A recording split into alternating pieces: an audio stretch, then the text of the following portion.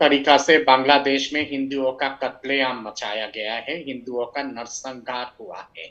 इस रक्त रंजित इतिहास में अवामी लीग भी लिप्त है, खालिदा जिया के बीएनपी भी लिप्त है, तमाम जितने सारे मिलिट्री शासक रहे हैं वो भी इस पे लिप्त है, और मौजूदा जो यूनुस सरकार है वो तो इतना गैर गुजरा नालायक एक नाजायज सरकार है। मोहम्मद यूनुस पूरे मानवता के लिए कलंक है। उससे बड़ा सांप्रदायिक व्यक्ति दुनिया में शायद दूसरा कोई पैदा नहीं। शेख हसीना ने बिल्कुल सही कहा है कि वो संयोजित प्रायोजित वो में कहीं ना कहीं पे कत्लेआम मचा रहा है और हिंदुओं का मास नरसंहार कर रहा है। और मोहम्मद यूनिस इस षड्यंत्र में लिप्त है, शुरुआत से लेके आज तक। बात यहाँ पे आती है कि भारत कब तक मूक दर्शक बन के रहेगी। हमारे देश के तिरंगा को उस देश में रौंदा जाता है, अपमानित किया जाता है, सैकड़ों हिंदू मंदिरों को तोड़ा जाता है, महिलाओं के साथ सामूहिक बलात्कार लगातार हो रहा है, बच्चों का कत्लेआम हो रहा है, मंदिरों को ध्वस्त किया जा रहा है, हिंदू घरों पे आगजनी की जा रही है, मोहल्ले से मोहल्ले एक तरह से तबाह कर दिया जाता है। लेटेस्ट जो है वो कल का घटना है सुनामगंज का, जो सिलेट उपजिला पे है। वहां पे जिस हिसाब से लगभग 200 हिंदू घरों को जला दिया गया, राख में तब्दील कर दिया गया, क्या भारत मुख्य दर्शक होके रह सकती है? मेरा माननीय प्रधानमंत्री जी नरेंद्र मोदी जी से अपील है कि भारत आप हस्तक्षेप करे। समय आ गया है, बांग्लादेश का 3 टुकड़ा होना बहुत आवश्यक है। एक टुकड़ा जिसपे रंगपुर, दिनाजपुर, अब जौशहर, खुलना, राजशाही जो पश्चिम बंगाल के साथ जुड़ा हुआ है। दूसरा वो सिलेट, सुनामगंज, हबीगंज और चिटागंग, त्रिपुरा को जोड़ के दूसरा हिस्सा तैयार किया जाए। ये लोग कहते हैं कि बंगालिस्तान तैयार करेंगे। ये जितने सारे मौलवादी है, जिनकी इस तरह की सोच, घिनौनी सोच है कि चिकन नेक को काट के रौंद के रख देंगे, पूर्वोत्तर को रौंद देंगे। मैं कहता हूं कि ये चिकन नेक है ना, इस चिकन नेक को अब विस्तार करके एलिफेंट नेक बनाया जाए, और भारत की सेना को केवल 10 मिनट लगेगा। मोहम्मद यूनुस, चेतावनी देता हूं, रौंद के कुचल देंगे 10 मिनट के अंदर। तुम्हारे देश का 10 टुकड़ा 10 मिनट में हो जाएगा। आग के साथ खेलने की कोशिश मत करो। मेरा गुजारिश है संयुक्त राष्ट्र से कि तत्काल हस्तक्षेप करे इस मामले पे। हिंदुओं का जान भी उतना ही महत्वपूर्ण है जितना कि रावा पे और फिलिस्तीन पे जो लोग मारे जा रहे हैं उनका जान अगर अगर महत्वपूर्ण है, अगर इम्पोर्टेंट है, या फिर यूक्रेन और रशिया युद्ध में जो लोग मारे जा रहे हैं उनके जान अगर इम्पोर्टेंट है, तो बांग्लादेश के हिंदुओं का जान भी उतना ही इम्पोर्टेंट है। इस चीज को नजरअंदाज नहीं किया जा सकता है। आप बातों जी। से बात नहीं बनेगी, लातों के भूत बातों से नहीं हम्म। मानते हैं। अब सीधा समय आ गया है कि तलवार का जवाब तलवार से दिया जाए। और देवी पुराण की एक श्लोक से अपनी बात को फिलहाल खत्म करता हूं। हम्म। दुर्गा पुराण में, देवी पुराण में एक श्लोक है जहां पे कहा गया है, सहस्र शस्त्र हरे देवी नारायणी नमस्तुते, शरणागत दीनार्थ परित्राया परायणी, सहस्र शस्त्र हरे देवी नारायणी नमस्तुते। यानी कि समय अगर उचित हो और समय की अगर आवश्यकता हो, जिस देवी के हाथ पे शस्त्र शस्त्र होता है, किताब होता है, उसी देवी के हाथ पे शस्त्र भी होता है। हजारों भुजाओं जी। में हजारों शस्त्र है माँ दुर्गा आपने की। बड़ी इंपॉर्टेंट बात चेतावनी कही। है मोहम्मद यूनुस इसमें आपको। दीपक वोरा जी का रिएक्शन लूं, लेकिन आपने बड़ी इंपॉर्टेंट बात कही कि चिकन नेक को एलिफेंट नेक बनाने का वक्त आ चुका है। लेकिन इससे पहले मैं सरदाना जी के पास जा रहा हूं। सरदाना जी, एक तो बांग्लादेश की जो इकोनॉमिकल कंडीशन है वो बहुत अच्छी नहीं है, हालांकि पाकिस्तान से थोड़ी बेहतर तो है। 103 बिलियन डॉलर से ज्यादा का कर्ज है बांग्लादेश के ऊपर।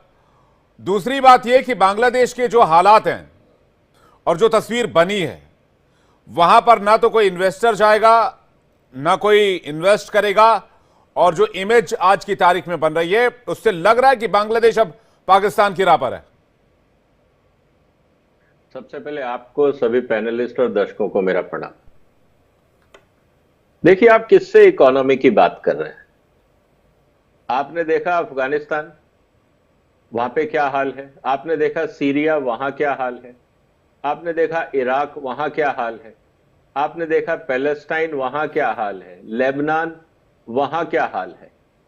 तो आप जो बात कर रहे हो उससे बांग्लादेश का कोई लेना देना नहीं है, बांग्लादेश को इकोनॉमी से कोई मतलब नहीं। आप उस समाज की बात कर रहे हो जहां पे डेमोक्रेसी का कॉन्सेप्ट ही नहीं है। किस मुस्लिम राज्य में या देश में डेमोक्रेसी पनपी है बताइए आप?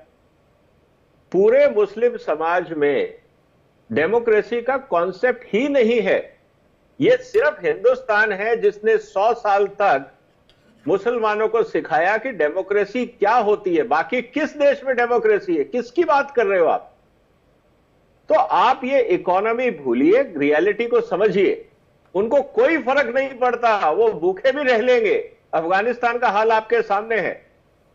मुसलमानों में दो ही चीजें होती हैं, हुकूमत या खिलाफत। वो नहीं चाहेंगे कि कोई उनके ऊपर राज करे, और उनका एजेंडा बहुत क्लियर है। जितने वो हिंदुओं को हटाएंगे, उनकी जमीनों पे कब्जा करेंगे, घरों पे कब्जा करेंगे, वहां जैसे भी हो, गरीबी हो, जैसे भी हो, वो लूट मार करके अपना गुजारा कर लेंगे। ये कबायली मानसिकता के लोग हैं। इनको आप इंटेलेक्चुअल इकोनॉमी से कोई लेना नहीं। किस मुस्लिम राज्य में इंटेलेक्चुअलिज्म की बात होती है? किस जगह पे इकोनॉमी की बात होती है? ये कबायली मानसिकता है। सिर्फ सत्ता हड़पना, लूटना, अपने आप को बचा के रखना, ये एक सोच है, ये मानसिकता है। तो आप ज्यादा उम्मीदें ना करें। बांग्लादेश का हाल वही होना चाहिए जो सूडान का हुआ, जहां क्रिश्चियन और मुस्लिम सामने हुए। वेस्टर्न वर्ल्ड ने उन देशों को स्प्लिट करके दो बना दिया, एक मुस्लिम रखे, एक क्रिश्चियन रखे। क्या भारत सरकार में दम है? आप यूएन के भरोसे कुछ नहीं कर सकते। इजराइल ने आपको बता दिया कि अगर आप में दम है, आप अपनी जगह बनाइए। रशिया ने आपको बता दिया कि अगर आप में दम है, आपको अपना काम करना होगा। ये यूएन जैसे क्लब सिर्फ टाइम पास के लिए हैं, सेमिनार के लिए है, इंटेलेक्चुअल लोगों के टूरिज्म के लिए है। वह होता कुछ नहीं है। मैंने बहुत मीटिंग अटेंड करी है। वो सिर्फ आपको वहां पे नाम लिख देंगे, आपको आने जाने का फॉरेन ट्रिप मिल जाता है, आप अपने आप को इंटेलेक्चुअल कहला देते हैं, आउटपुट जीरो होता है। तो ज्यादा उम्मीदें ना करें। अगर आप में दम है, बांग्लादेश के अंदर जो हिंदू बहुल एरिया है, आप सीधी वार्निंग दे दीजिए, या तो आप बचाइए, नहीं हम अपनी फौजें बेच रहे हैं हिंदुओं को बचाने के लिए, दम है तो रोक ले। मोदी जी क्या एक स्टेटमेंट ये दे सकते हैं? सारी चीजें लाइन अप हो जाएंगी। You have to split Bangladesh, और कोई ऑप्शन नहीं है आपका। अगर आप ये उम्मीद करते हुए ये जंगलीपना रुक जाएगा, आपको उम्मीद है, मुझे नहीं है। मुझे लगता है आपने अपने शब्दों से और अपनी बातों से जो धुंध है लोगों के दिमाग में यूएन वाला, उसको बहुत हद तक क्लियर कर दिया है। और ये इस पर चर्चा बहुत हो रही है वैसे सोशल मीडिया पर, विजय जी, कि बांग्लादेश को स्प्लिट करके कि हिंदू राष्ट्र बना दिया जाए, जहां पर सिर्फ हिंदू रहें और बाकी एरिया में बांग्लादेश के लोग रहें, बांग्लादेश का पॉपुलेशन रहे। चर्चा का विषय नहीं होता है दोस्त, ये चर्चा की चीजें नहीं होती हैं। आपको करना होता है। जब यूक्रेन को तोड़ना था, रशिया ने किया। इजराइल को जब अपना हिस्सा चाहिए था, उन्होंने लिया। नहीं तो क्या भारत करेगा? उन्होंने लिया। क्योंकि सर आज दम है जी सर, बात है। भारत की सर हमारी विल है या नहीं, ये बात ठीक है, विल की बात है, लेकिन सर हमारी पॉलिसी कभी नहीं रही सर कि हम कभी बढ़ के बदल जाती है। बढ़ के किसी पर अटैक करें। जब आपने गलत पॉलिसी बनाई, उसको सुधार लो ना। ये मूर्खों जैसी पॉलिसी क्यों बनाई आपने? भगवान ने पॉलिसी बना के नहीं भेजी थी, किसी नेता ने बनाई थी जिसकी अकल कम थी। अगर हमारे पास अकल है, हम पॉलिसी बदल सकते हैं। पॉलिसी कोई भगवान की दी हुई चीज नहीं है। परिस्थितियों के हिसाब से पॉलिसियां बदल जाती हैं। ठीक है, जिसकी लाठी उसकी भैंस, बस सीधी सी बात है। ठीक है सर, मैं तपस कुमार नाहा के पास जा रहा हूं, जो बांग्लादेश से हमारे पास जुड़े हैं, और उसके बाद सुबीर नंदीदास के पास जाएंगे। तपस, क्या बांग्लादेश के हिंदू भी चाहते हैं कि वहां पर स्प्लिट होना चाहिए, बांग्लादेश का विभाजन होना चाहिए, उनको एक हिस्सा मिलना चाहिए? नाम तापस कुमार नाहा है, मेरा डिस्ट्रिक्ट है Cumilla, adjacent to Dhaka. However, मैं नहीं चाहता हूँ बांग्लादेश जुदा हो जाएगा, माने डिवाइड हो जाएगा।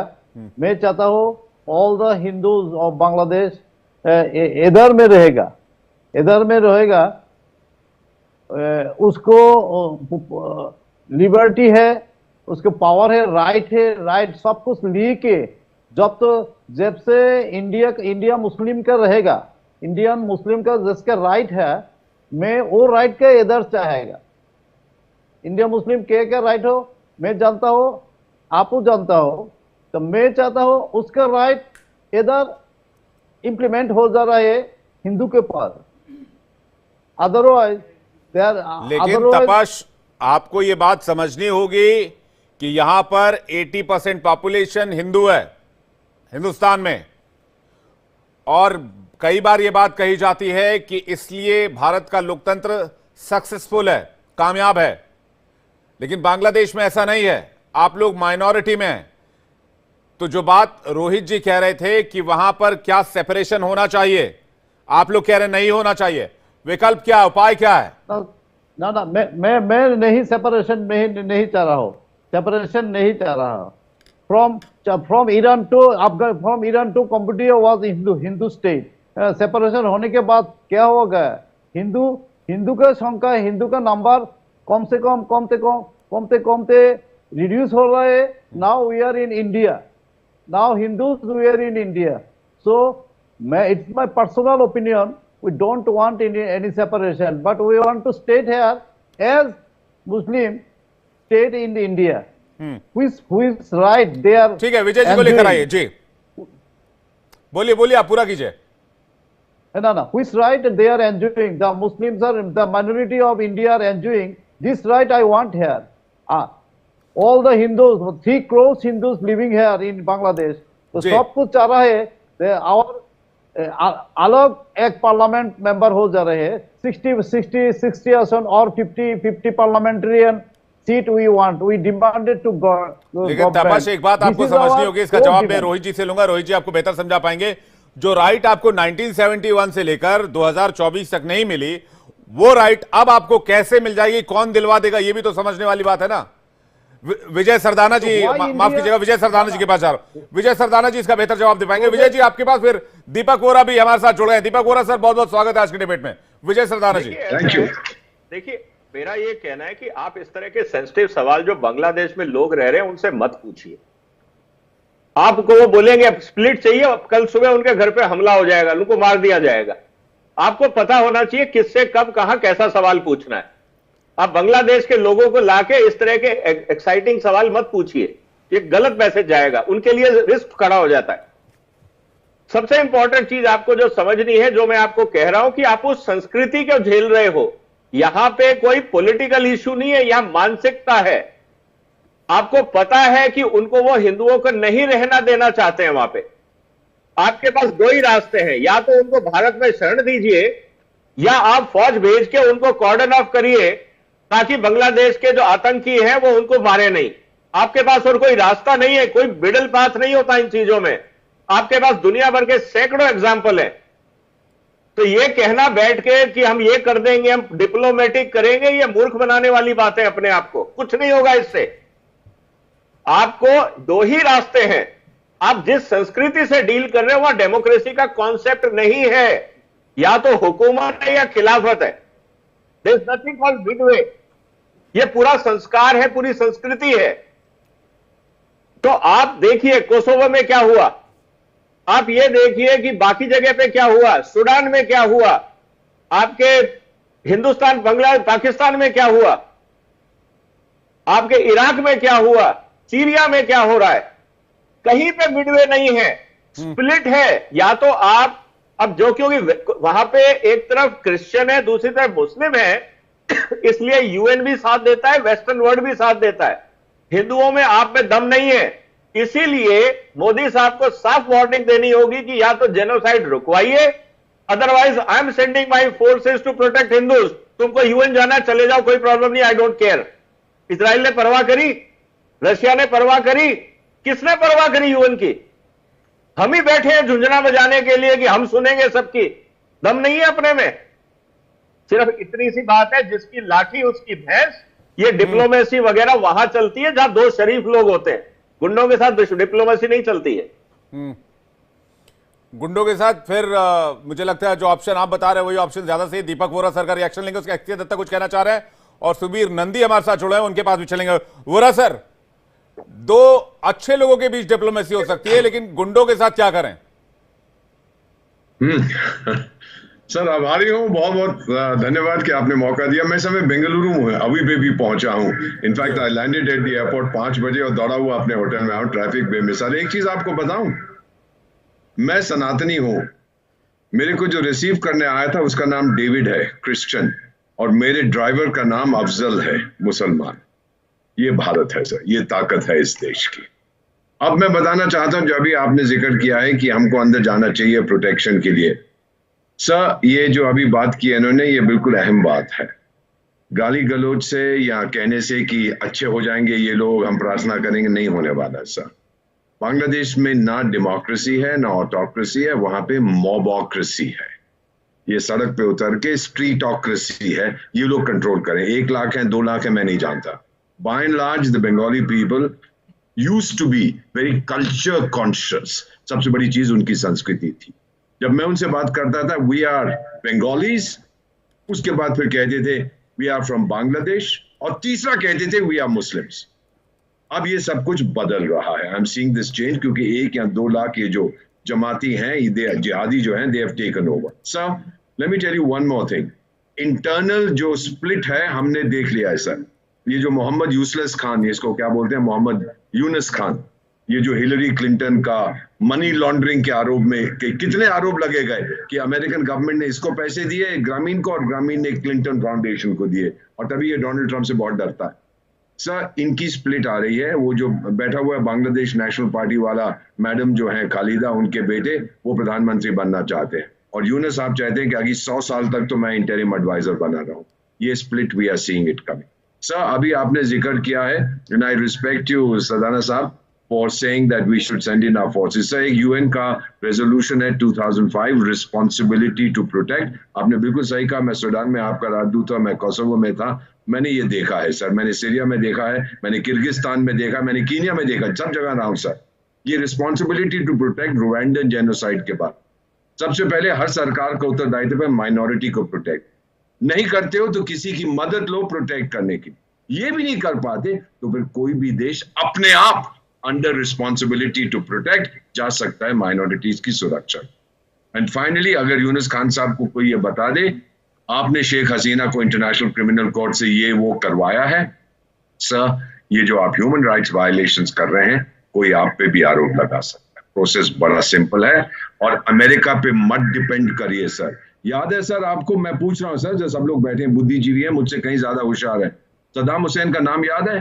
वो डार्लिंग होता था अमेरिका का, याद है आपको सर? और अशरफ घनी अफगानिस्तान वाला, वो भी डार्लिंग होता था अमेरिका। क्या हुआ उसको? उस मुगाबे ऑफ जिम्बाब्वे जहां मैं रहा हूं, डार्लिंग होता था। सद्दाम हुसैन सूडान में 5 साल में था, डार्लिंग होता था, जेल में बैठा हुआ मरने की तैयारी कर। मोहम्मद यूनुस खान साहब ये किसी के सगे नहीं है, जो इनका सगा है उसी को इन्होंने ठगा है, ये आप याद रखिए। अगर ह्यूमन राइट्स वायलेशंस का आरोप लगा या हमने R2P एक्सरसाइज की, फिर आपको सर झुकाने की, चर छुपाने की जगह नहीं मिलेगी। और अमेरिकी आपसे कहेंगे Mohammad Yunus who are you, कहां से आए हो तुम, देख लीजिएगा आप, ये बहुत जल्दी होने वाला है सर।